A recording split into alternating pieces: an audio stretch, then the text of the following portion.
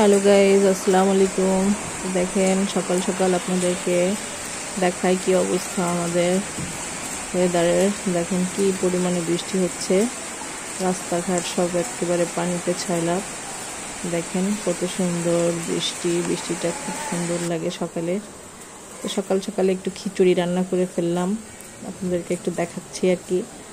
দেখেন yummy yummy খিচুড়ি, ভুনা খিচুড়ি, সাথে ডিম, এই আর কি সকালের নাস্তা। আর হলো আমার বাচ্চারা খিচুড়িটা খেতে চায় না, তো ওদের জন্য একটু পরোটা ভাজতেছি আর কি।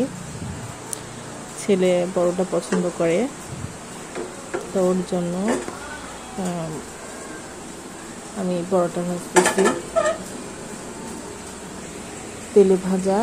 এইটা আমি ব্যাটারটাকে গুলিয়ে তারপরে আমি পরোটাটা ভাজি। পরোটাটা খেতে আমার বাচ্চারা অনেক মজা পায় খেয়ে, তো এই আর কি পরোটাটা ওর অনেক পছন্দ। মায়েদের অনেক আসলে কষ্ট করতে হয় সন্তান লালন পালন করতে গেলে, ওদের অনেক চাহিদা মেটাতে হয়। তো আমিও তার ব্যতিক্রম না, ছেলে মেয়ে সবাই যেটা পছন্দ করে সেটাই বানানোর চেষ্টা করি। তো পৃথিবীতে মায়ের স্থান এই জন্যই বলে যে সবার উপরে, কারণ মা হচ্ছে সবার টেক কেয়ার করে, সন্তানদের বলেন, সংসার বলেন, সব কিছুই টেক কেয়ার করে। নিজের প্রশংসা করছি তা না, দেখেন আমার কারা চুপ করে বসে আছে সকালে খেয়ে দিয়ে। এই যে দেখেন কুকুর দুষ্টামি করতেছে, এই আর কি। দেখেন